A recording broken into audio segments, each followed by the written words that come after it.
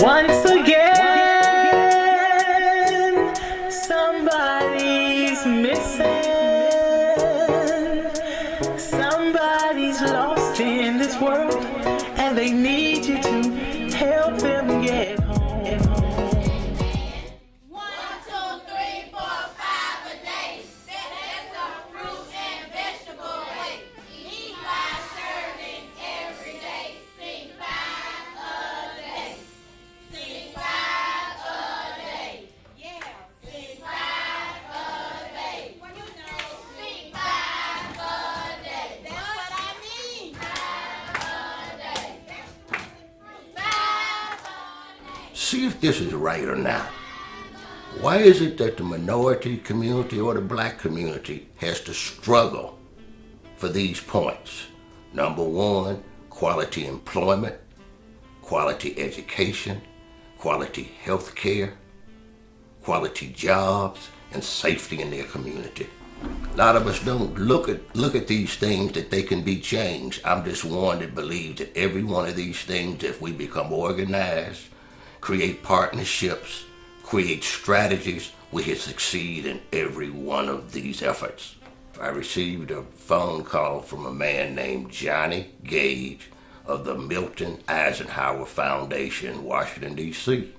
And he asked, were we interested in talking to him about a new initiative? And that was the Safe Haven program. And I told him, of course. He made a couple of visits to Tuskegee, met some of the leaders, met some families, and we received a grant from them to start this program. It's designed primarily to be sure that children are where they're supposed to be in a classroom and keep out the criminal justice system. That's how we started. We have what we call a target group of 50 children and another controlled group that is not in our program. We receive the grades from the Board of Education, so we have nothing to do with it. That's how we basically document the progress of the children. And also we get our statistics from about the crime. That means from kids in our program and in the communities they live in, directly from the police department. Without the partners that we have, the success we have, we couldn't have done by ourselves. What we've been doing was trying to sell our parents and our children and what they could do if they had more opportunities. And between the Housing Authority and our other partners at the university, the Board of Education, and the Police Department and the Sheriff's Department, they've come, bought into our initiative, and we've been rolling ever since. One of our biggest goals right now is to become diversified in our funding so we can continue this initiative. And when I say diversified, we're trying to establish businesses that the Safe Haven will own and control, that could create quality jobs for our parents and maybe our young people after they get out of high school, something like that. But we want to be sure that all of our goals is to help our families become self-sufficient. We want to empower the family, not only the children, but we want to empower the total family. There is a role that every person who resides in a household can play, even from the infant all the way up to those who may be adults. We want the families, the parents, to be involved with the children. We want to expose them to opportunities that perhaps maybe they have not had an opportunity to be engaged in. And then we want to expose them to the point that the children and the parents can be involved in activities together. So therefore, the parent may say that, I'm just going to send my child out and I don't have to worry about them. We are not babysitters, and that is not what the program is intended to do. It's to involve and engage the total family household. My name is Jacqueline Brooks. I serve as Superintendent of Schools for the Macon County Public School System, and I'm responsible for K through 12 education for boys and girls in the Macon County School System, where we have approximately 2,800 students. When I think about the Safe Haven program, I am very ecstatic, very encouraged, and feel very empowered because we now have an outlet for our young students. We have somewhere for young people to go and be involved in safe, healthy, well-organized after-school activities, extended day, extended week activities, things that they can do on the weekend, places where they can do their homework, places where they can get tutorial assistance from volunteers from the university and tutors who are there with the program.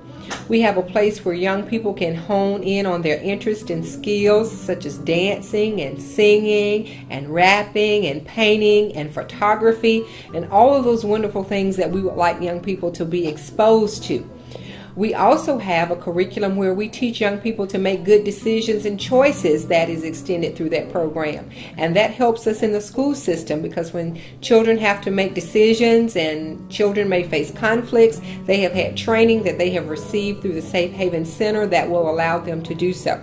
So it has been a reward and an asset to us because it further embellishes the goals of the school system. My name is Tiffany Johnson Cole. I'm a local attorney here in Tuskegee, and I am the chairperson of the capital campaign for the Tuskegee Macon County Youth Safe Haven.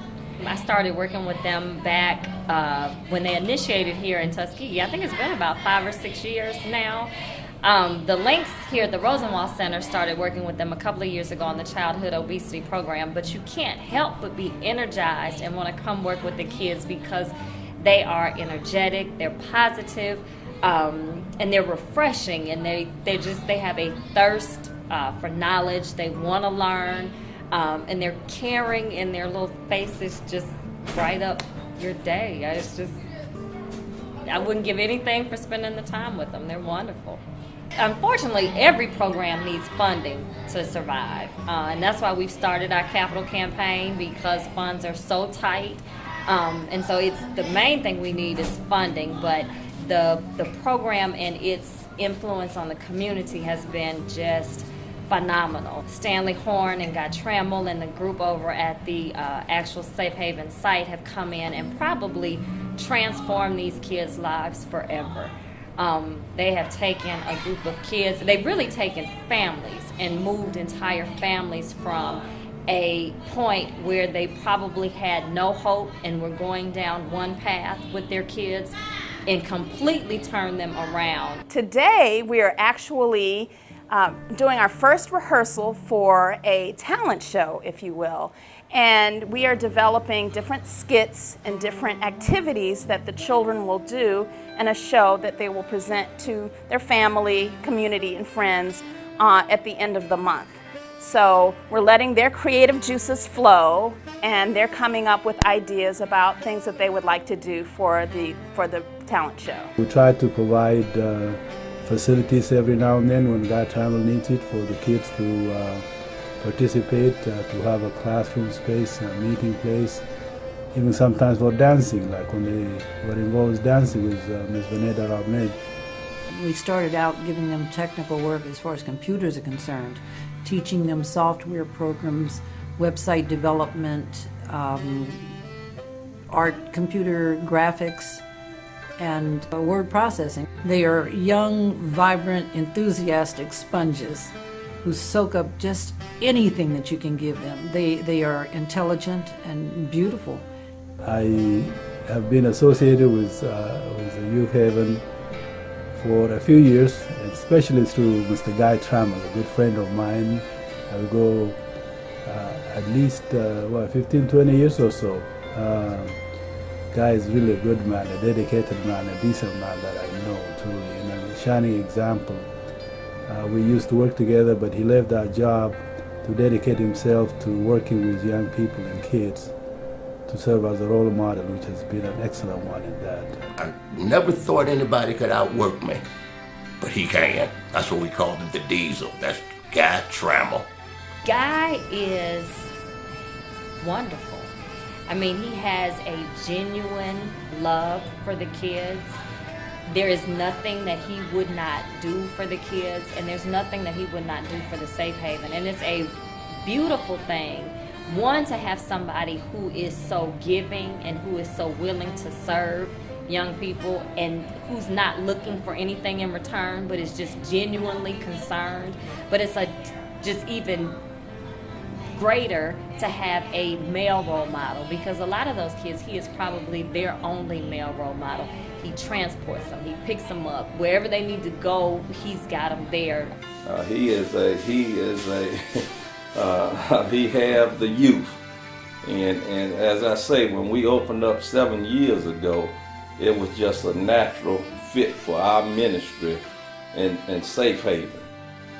God just put us together, and we do a lot of stuff together. When I get food off my food bank, I call God and say, hey, I got extra cakes, I got extra turkeys or chicken, you know, because I know he feeds the kids over here. And we invite them out because one thing about it, we use the resources we have. And we have a lot of kids here in Macon County who are hungry right now.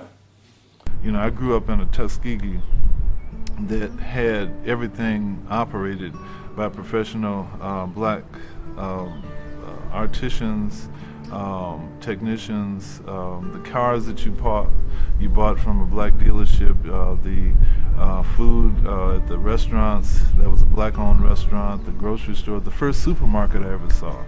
You know, and that's all that I knew was taking place in the world. And it was all part of Booker T. Washington's dream of the Greenwood community.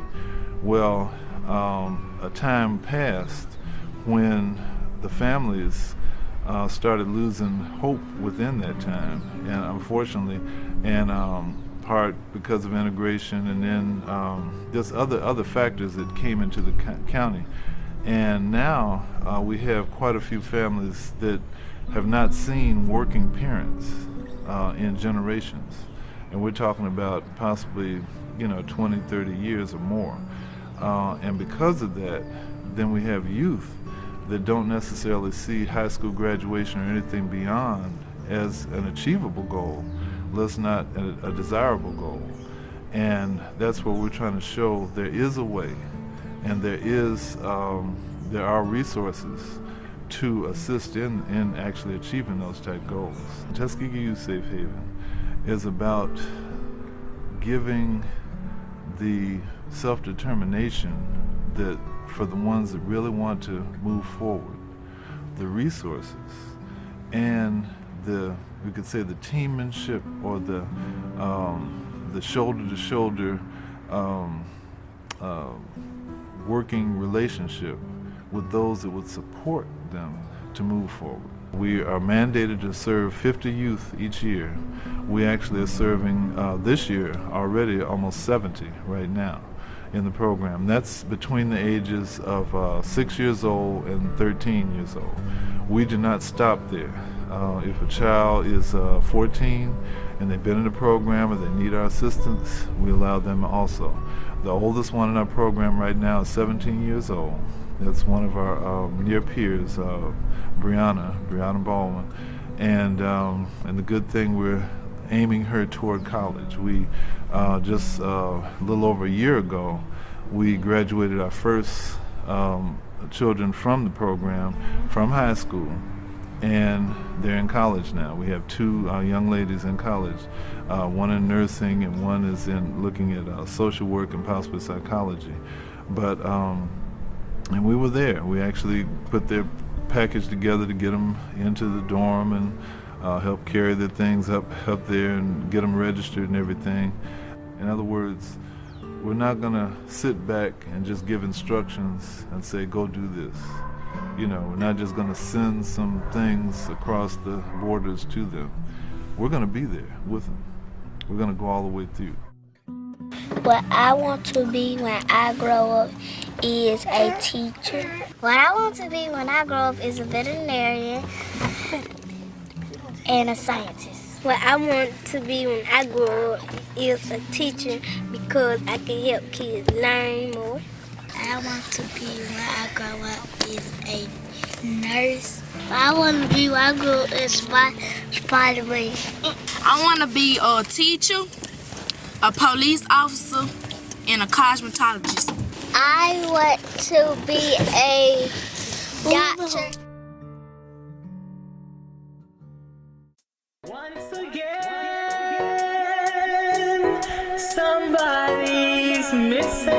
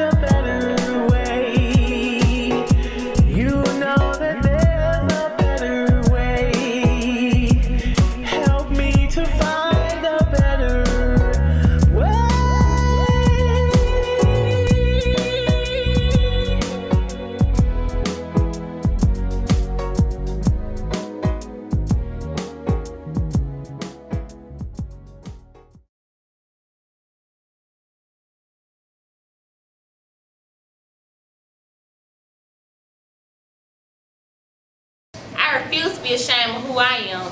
I will become all I can be because tomorrow's world is in my hands. Get ready, because the train is on the track and you will see me, Roberta B, as the conductor. For I'm young, gifted, and black.